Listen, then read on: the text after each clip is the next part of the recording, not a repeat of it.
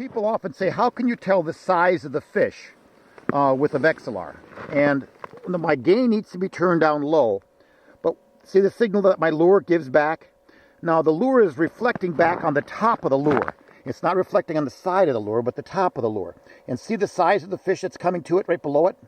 It's not a very big target. In other words, the back of the fish is not very large. It's not reflecting a big sonar signal.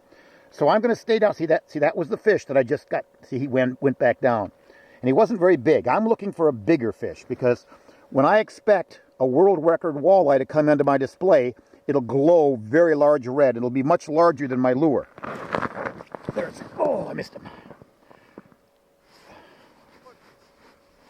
And I didn't miss him, folks. I actually caught him. Now, and I was telling you about how you can tell size of the fish, and that was a perfect example. You know, you say, well, the fish were there, but they weren't biting. Do you really want to catch this kind of fish? Because the sonar, the Vexilar sonar, told me that the signal was roughly the same size as the reflective surface of the lure that I was using. You saw how the signals looked about the same size? I was expecting to see a big red signal. And when people are ice fishing, they often say, I fish for big red lines. Well, this fish doesn't reflect much of a line. So when I saw that the target wasn't much bigger than the actual lure I was using, I knew for a fact that I was probably wasting my time. And that's why I went back to the bottom hoping to find another one.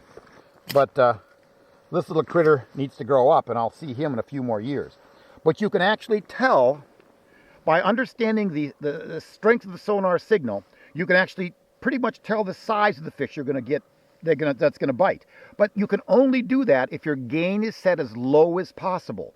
If you overmodulate or overturn up your gain setting, everything will look big and blobby. Even your lure will look gigantic in size.